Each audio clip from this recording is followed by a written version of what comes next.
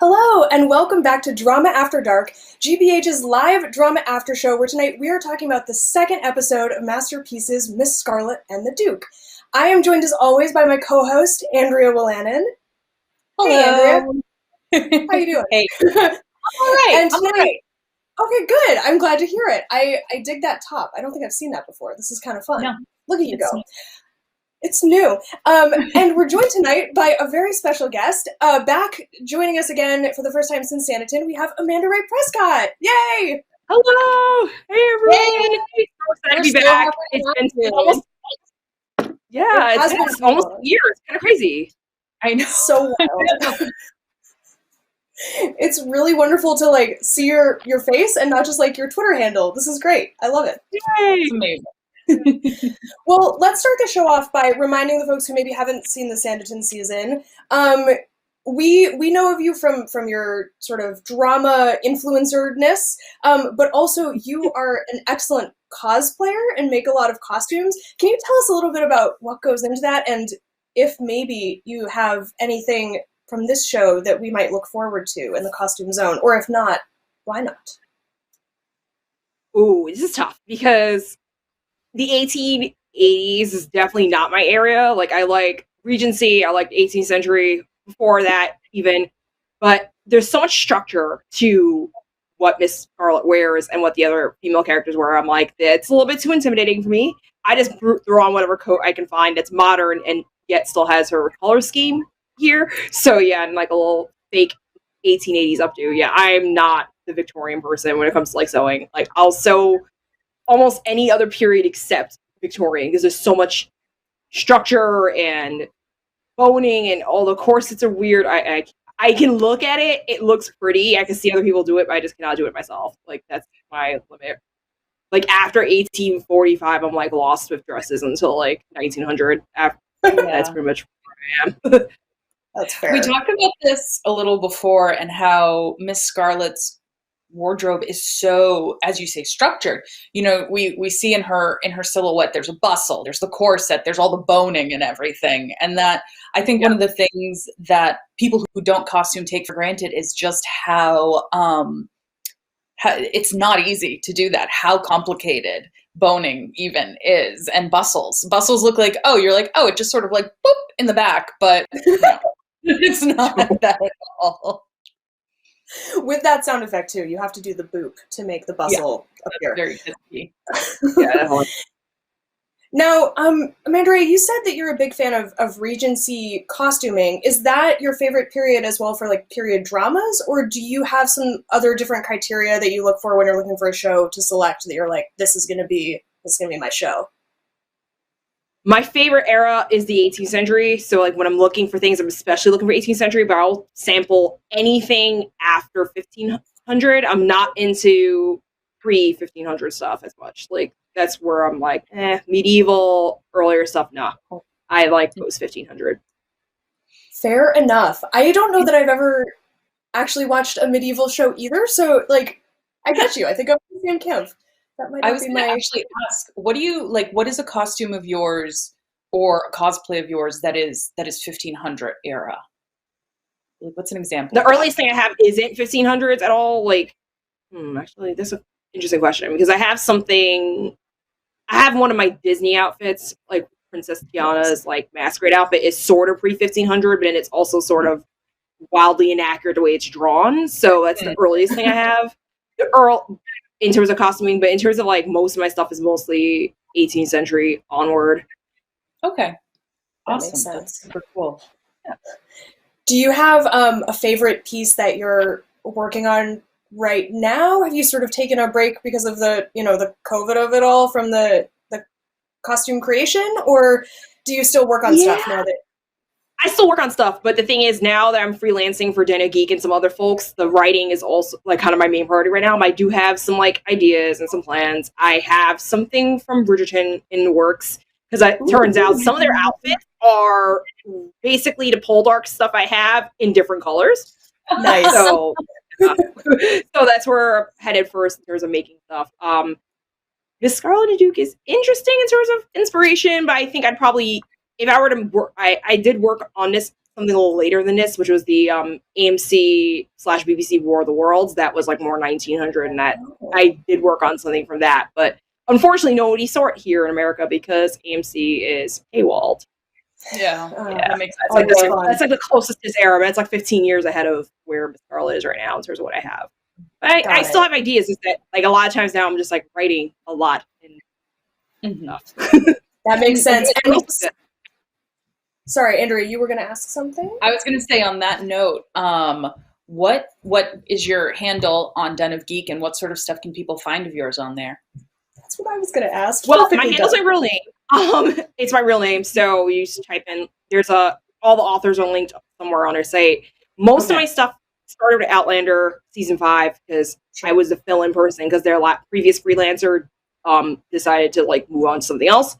So I started that, and I did World on Fire for PBS, which was kind of cool because it was sort of like right as COVID started and a lot of stuff was canceled. And I just like, hey, as a test, let's just throw this on the site and see what happens. And people were reading it, which I was surprised about because although I love PBS, like their stuff is a little bit more general pop culture. So it took me a little bit to circle back to PBS content because of course Bridgerton happened. And then now I did write about All Creatures Great and Small. I had a Miss Scarlet review, and then I'm now working on the long song, which PBS will air on the 31st. So I'm reviewing that in full. Which I'm really excited about because I've waited 2.5 years for that show, actually almost 3, because I saw the first. Yeah, I saw the first half of the UK airing, so I was like, "Where is this show? Like, when is it coming? When is it coming?" And then finally PBS signed it on. So I'm happy about that. What do you think of the long song? How did you like what you saw?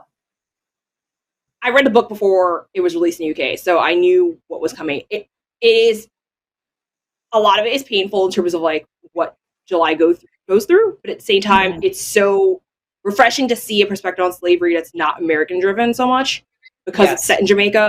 There's slightly different culture. I loved seeing the different cultural elements you see there because people may think it's just another slavery drama, but all the stuff that you see it's outside America just totally changes perspective, and that's to me is like the best part of the long song. That's fascinating. Awesome. Yeah, I'm really looking forward to it. January is such a packed month for Masterpiece, and it's kind of crazy that they're just at the very end. They're like, "Oh, new show!" So we've been counting down the days on our end as well. So. We're really looking forward to the long song ourselves, but it is one of those things where it's falling right in the middle of All Creatures Great and Small and Miss Scarlet, and then there's, I believe it's 3 episodes of the long song, and then the other 2 keep going, and it's a little tricky. So we keep trying to make sure that our viewers know about that because we really are excited about that coming to the channel. Definitely. Well, let's get into Miss Scarlet and the Duke a little bit here, everybody. Unfortunately, the recap falls to me today, which is kind of tough. I also made a tactical error where I put my recap on 2 different note cards. So I'm a mess. This is gonna be a challenge, folks. You sweet summer child. What have we done here? You know better than this. I do know better than this. I did this to myself. I have to own that now. And I have to hold this. So it's all in all, it's just kind of a disaster. But I'm gonna do my best. I'll help you out, and I'll use my mind powers to make you flip the timekeeper. So you won't have to worry about that. The hourglass. Are you ready? Yes. And go.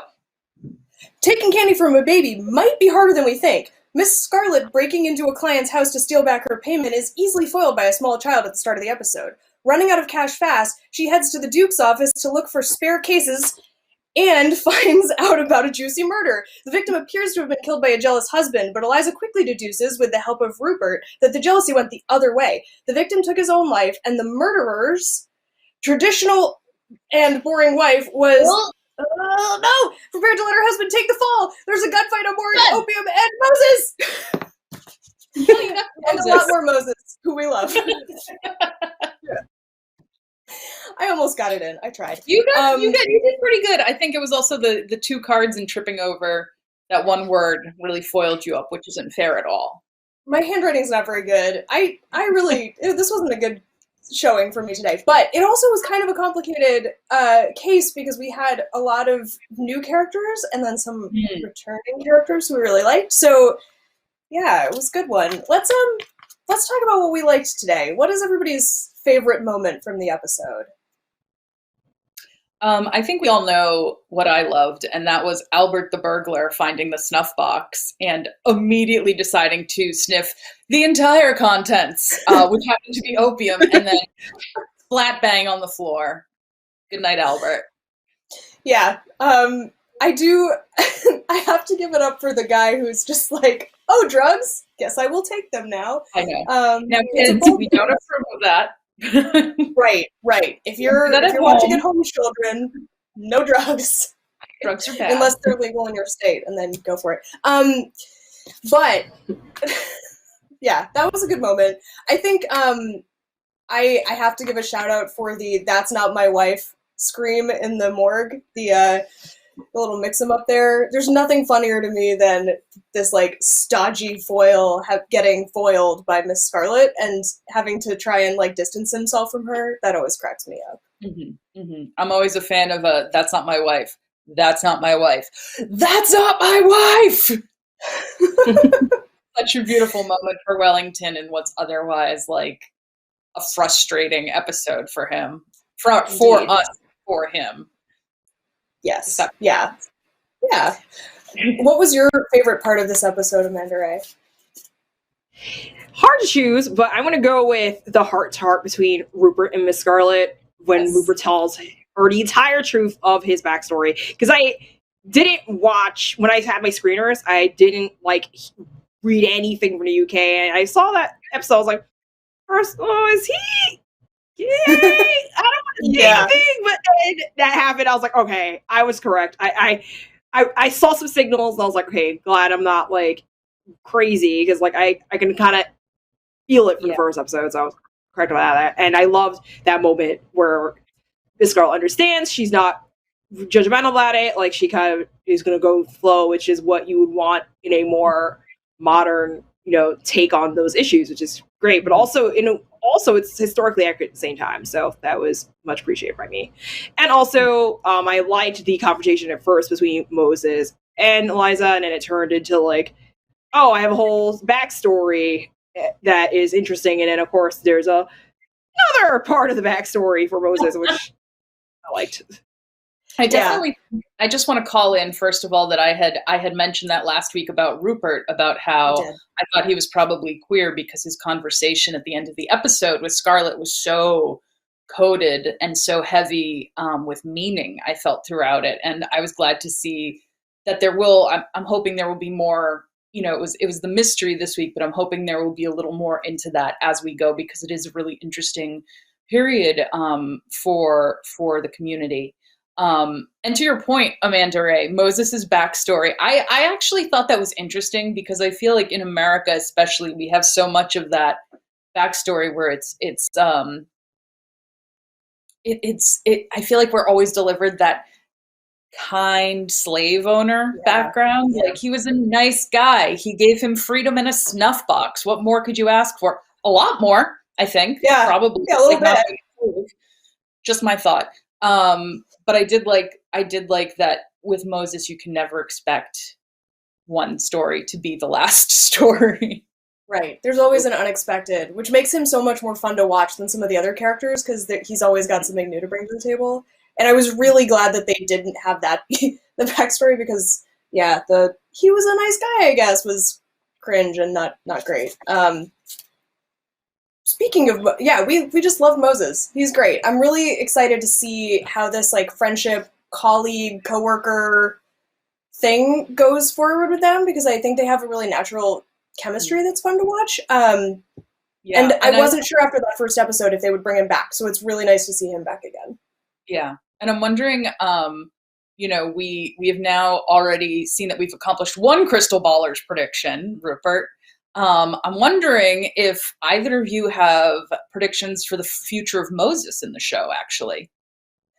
Oh, I would love to, but I have actually seen all the episodes now, so I can't make a prediction. And I think, Amanda Ray, you might have as well, right? I have, because I had to screen her. So yeah, I can't predict anything, because anything I predict is going to happen. Then I guess Well, it's just me out here wondering. if anybody out there in TV land who has not watched ahead wants to make a prediction, you should go ahead and do that. Put them in the comments and give them so that Andrea won't feel so alone. Leave your predictions on Facebook, on Twitter, on Twitch now, on YouTube, anywhere you go. Zach will find you. He's our social media manager, and he will find those tweets and comments, and he will put them in the social media phone. And we, of course, also want to hear your favorite moments. We want to hear your thoughts, in particular about, like, Eliza's tactics for her deductions. And I will tell you why we want to know your thoughts on that a little bit later. But first, let's take a little gander and see if we've got any comments here. So, haha, all right, we do. We have Amelia saying hi on Facebook. Hi, Amelia, thanks for watching. Hello. Hey. We also have on Twitch, Vidnot Dave, hello again, good to see you, who says, can we keep a running count of how many times Eliza ends up in court? I have a feeling we'll see the magistrate again. Which, yeah. That's good prediction, Dave. Yeah. Another at-home crystal baller, fabulous. Yes, we love those. Keep those coming. We've got some other tweets and things, but I'm going to save those for a little later. So definitely keep those comments coming. But first, it's time for one of our favorite perennial segments here, the hot take debate. Woo! It's a complicated one this week, I will say that. It is. Now, our topic for today is, do we think that Eliza's methods, her lock-picking, her breaking and entering, her bribing of many, many people, her sneaking around, is okay because she means well and she's solving crime, or is not okay because she's putting herself, above the law and sneaking around a bunch? And I think I'm prepared to argue on either side of this topic, so I would love to let our guest, Amanda Ray, do you have a preference for which side you'd like to argue? I'm going to argue that it is okay, and here's why.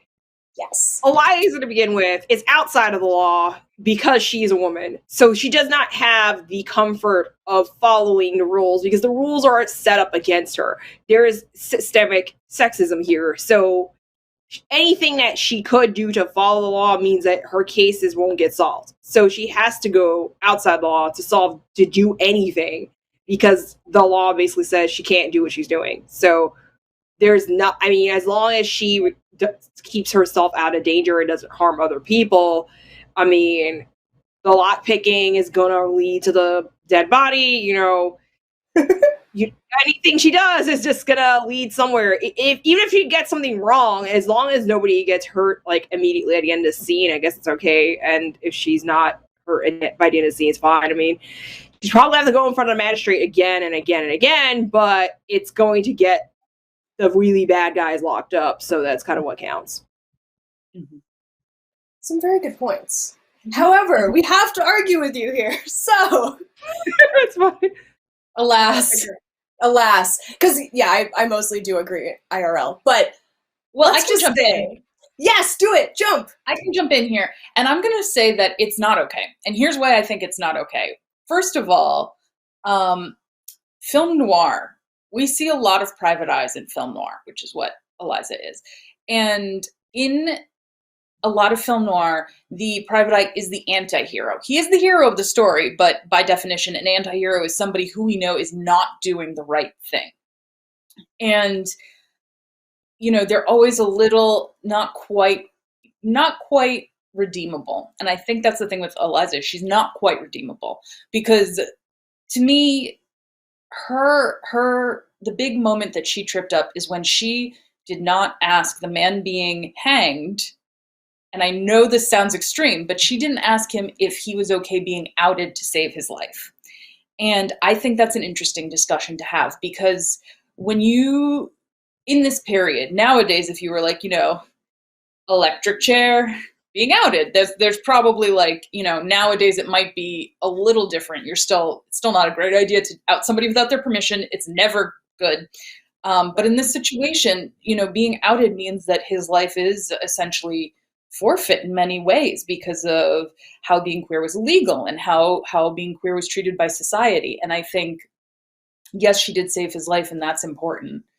And if I was in that situation, I would want somebody to do that with me. But I think if she knew what she was going to do, she probably should have tried to meet with him in advance of this. And I think that she put him in a risky situation, albeit, one where it's complicated because she did save his life, but she did put him in a corner that he is unable to get out of now. So that's my argument. I like that. I think the challenge with her is that she's so, she's kind of new to being the main detective at her detective firm game. So I think she sometimes sort of rushes into stuff and doesn't think through the consequences of her actions very clearly. And that is not great. But I also do think that the argument that, like, she's, at the end of the day on the side of the angels, whether they be officially legal or not, is right. She's doing the right thing and putting people who are bad, getting those guys off the streets or whatever. I don't know what the version of that is in this era, because they had very different ideas about crime and punishment, I think, than we do now. But yeah, I like both of your arguments. I think that we have to come to an agree to disagree zone, but we would love to hear what you think, audience. Weigh in on this, please, if you would. You can tell us some comments on Facebook, on Twitch, on YouTube, on Twitter. Yeah, we would love your thoughts. And I think, I don't want to spoil anything, but I think that this is sort of a moving target as the weeks go by, as she gets into different types of scrapes. Mm-hmm. So we'll have to see how we feel about this as each following episode happens. Fair. I think this was a good debate for this week, though, specifically because of her outing somebody without their permission. Like, that's a delicate area because of where he was. I mean, if it was like holding up the letter at the last second, that was like, she could have never been there. She was fixing her car at the mechanic. That's a different thing. So I think it is complicated. She was fixing her carriage. Yeah, that's fair. I also think the other good example from this week is the opium and the, like, sort of moving target that was the opium in the snuff box. Like, yes. It's clearly illegal to have that much opium, but the reason it was prescribed was a good reason, but he did it against the rules, and then it's like, it makes sense that Moses is trying to get it. Like, he got fired from his job, like, he needs an income. Like, there's a lot to be discussed with that opium in a box. But yeah. Morality layers here, man. It is this show is such a morality play. There's so many questions here, I think, when it comes to the opium, how she handles it, how Moses is trying to handle the situation, her hiring mode. Like, there's just like layers on layers on layers. And I think that's part of what makes this fun. Yeah. The part where she says, I would be unethical of me to take you on as a client unless you want to pay me, and then you're officially a client, was like that was a good example of the, like, kind of shady ethics but meaning well kind of moment, which I thought was kind of cute and funny. And another good example of how fun it is to see those two having a conversation. I am a big fan. Mm-hmm. So let's take a look, if we can, see if there's any updates on ye old social phone. Let's see. Okay, here's a great Twitter poll. At Brassafras, which is a great Twitter handle, says, is it just me, or do Eliza and William have a dynamic that is very close to mirroring Lucy and Ricky Ricardo? Which that makes me really happy. Like, I'm just imagining him busting into the detective agency and being like, Lucy. I want him to do 10% more shoulder shimmies now when he walks in. Just 10%. That's all I ask. It's not much. I mean, even 1% of shoulder shimmy would be a welcome addition to that character's life choices, I think. Yeah, exactly. What are you going to do? We also have... let's see. Oh, we've just got a lot of call-out posts for that little kid at the start of the episode, that little bratty girl screaming and ruining everything after stealing the money. Which, like, yeah, I didn't like that kid either. Good taste, internet. Yeah, I was feeling like, oh, what a terrible child. And then I realized that if somebody broke into my home and was trying to steal money, I would want my child to try and, grift them out of it. That's what any parent would want in that situation. I'm sorry. See, I have to disagree with you there because I Oh, liked that she tried to. This is the second hot take debate, apparently. She tried to play the like solidarity sisterhood kind of vibe, which I thought was really interesting. Where she's like, "Small child, your father is trying to steal money from me because I, like you, am a woman. Like, don't let him get away with it. Hold his feet to the fire." And the kid was like, "No, I would like my money, please." It was worth a shot. yeah. I mean, we all do what we can. It's true. Um, and with that strange turn, let's go into our next segment, which is MVP, Most Valuable Player, Yes. where we'll all pick a character that we thought was the best and talk about why. Mhm. There were a lot of really, really cool character moments tonight, so I think we have sort of an embarrassment of riches here. Definitely. But of course, we will of course let our guest go first. Amanda Ray, who is your MVP tonight? I would say Moses because he moved the case along. We get to know a lot more about him because when I first watched this episode, I was a little bit nervous about Moses being placed as a antagonist. He's Mhm. connected somehow to criminality, which I thought they were skating that line of like, is this racist? But Yeah. they Yeah. back It was that a lot, problematic. and now we realize that he's basically trying to survive in a world where he's not really accepted in society, so he has to kind of hang out in the margins. And then we find out he was the one protecting the queer men as they met, which is cool. So he's right now probably helping Eliza in future cases. He's gonna probably have his ears to the ground for clues or whatever, or maybe he saw somebody else at his new job. So it was good that they turned what I thought was going to be really stereotypical thing like into something that's a lot more interesting and something that other dramas haven't done in this area, which is good. Yeah. I thought one of the things that I thought was interesting about it, and correct me if you totally disagree with this, but I thought it was interesting because his character actually seems to play with the stereotype and be like, I know what they think of me, so I'm going to use that to get them to do what I want them to do. And I think that's really compelling. Yeah. I agree with that. It definitely seems that's where he's going. Yeah. It's Okay, cool. nice to have him as a counterpoint to Miss Scarlet because they both kind of do that sometimes where she does the like I'm just a weak little lady and he's like you're scared of me because you're racist like and then they twist it to their advantage, which I think is just great. It's fun to see. It's a fun thing to see from our perspective, I think. Yeah. Now, Andrea, who's your MVP today? I'm going to go a little off the beaten path, and I'm going to say the maid that I don't even think we even really got her name. If we did, but for like a split second. The maid who was like, look, I know you're asking for water so that you can rifle through the house. Why don't you just pay me?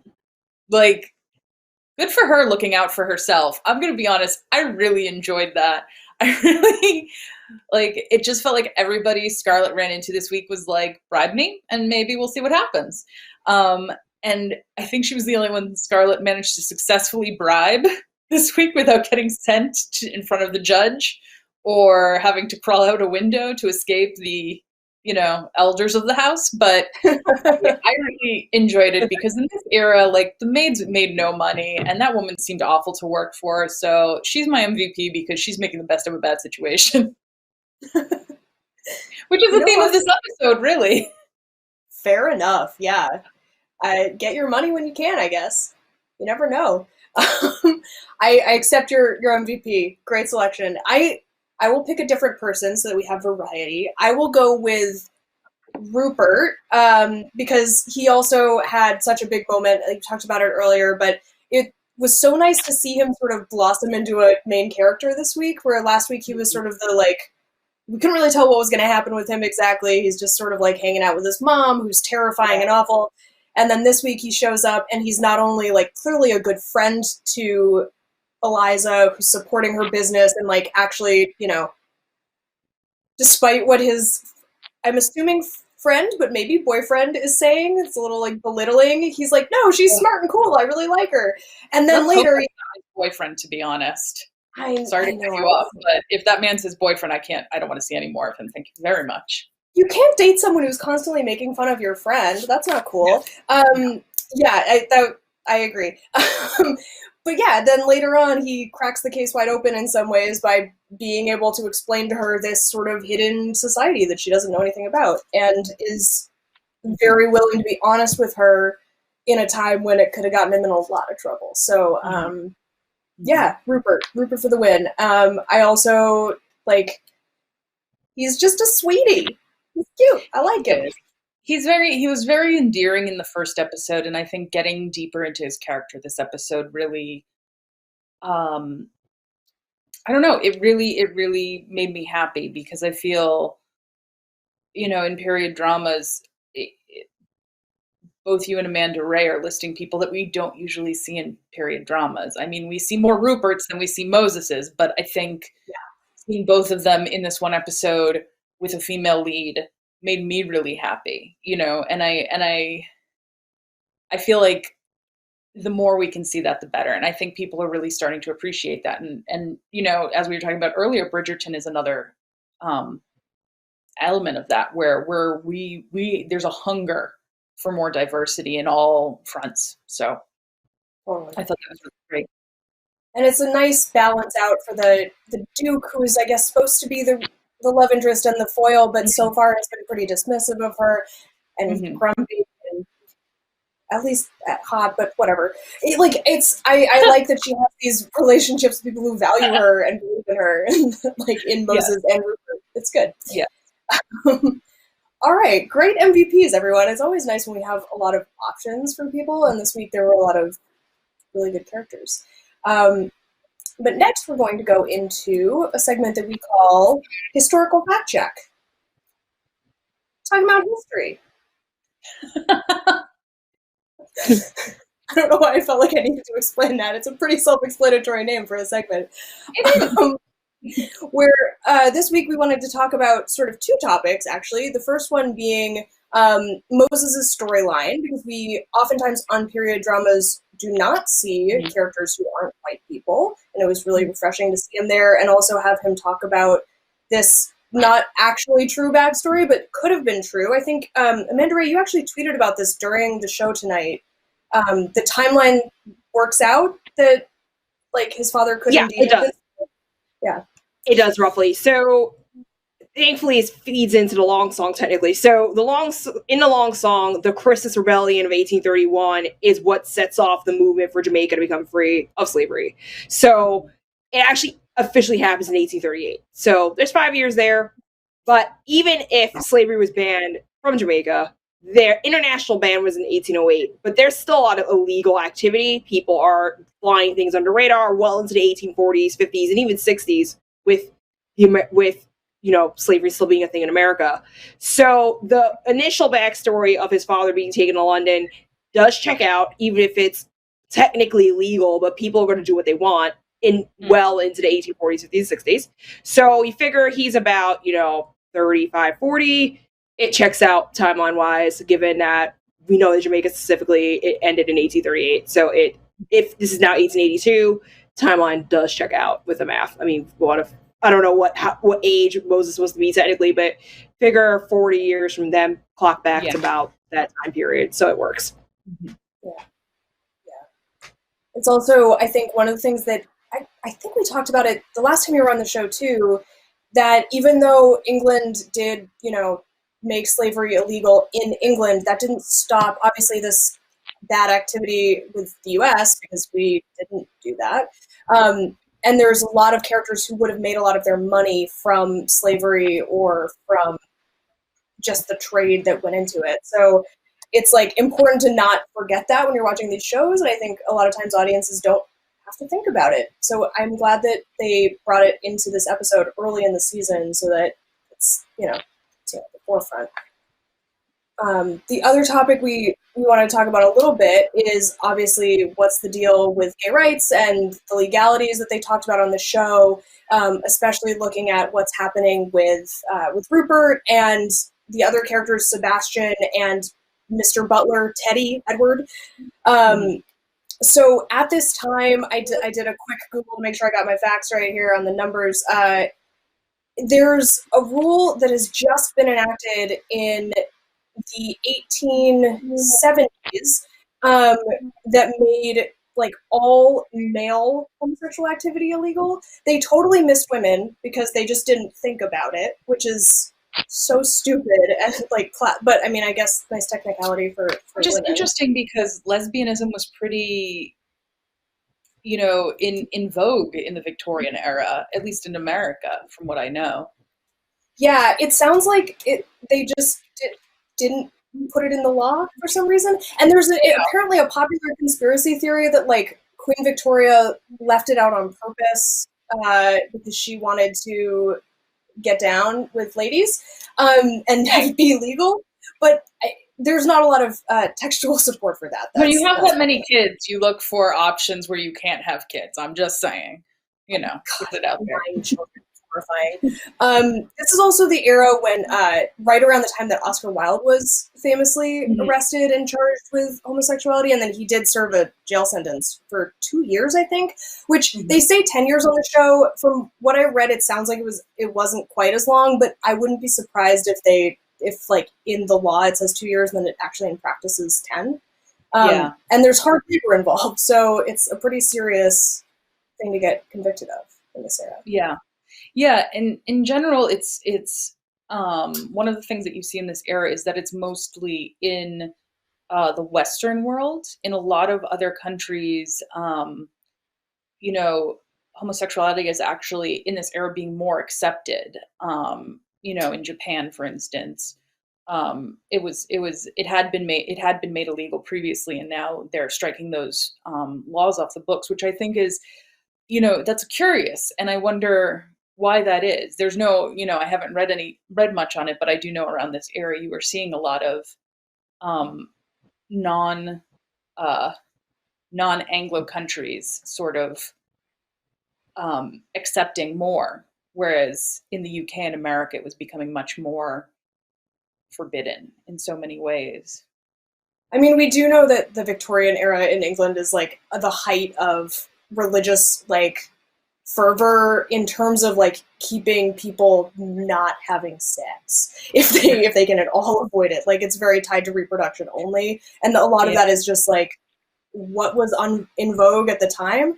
But it's kind of nice to see a show where they've made an effort to set this up as a plot point, and then they haven't like immediately put our main character, who we know is gay, in jail, which happens too often on shows like this. So yeah. So based on that, after that lovely conversation, do we have any folks weighing in with more information about these two aspects on our Twitter? Great question. Let me take a gander. We have a few candidates for comment of the day, so I'll read a few tweets here. We have at WorkRightCom, who says, "And so the partnership begins." And I like that I'm not sure exactly who the partnership is that this is referring to. It could be any number of people with Eliza, so I'm into that. We have, I'm scrolling, there's a few. We have a comment from Dave on Twitch again, who says, I hope Eliza gets enough money to bring Kitty back, and then there's like a crying robot emoji, which is kind of fun. Yeah, Kitty, gone but not forgotten. She was there for like 5 seconds in the first episode, and we haven't seen her since, so I don't know. We'll have to find out next week, Dave. Yes, the housemaid who unfortunately had to leave so she could actually get paid. Yes, I mean, fair enough. Get your money, Kitty. Get out of there. Let's see. We have another tweet that's, "I'm here for Scarlet and Moses more than Scarlet and William." Agree. Let's see. Oh boy. This episode is like a game of Clue. Completely agree. And then, let's see. All right. I think I'm going to make this comment of the day because it's just very relatable. At lovable_Trey says, quote, money is not the issue. Words I have never uttered. LOL. I mean, Yeah.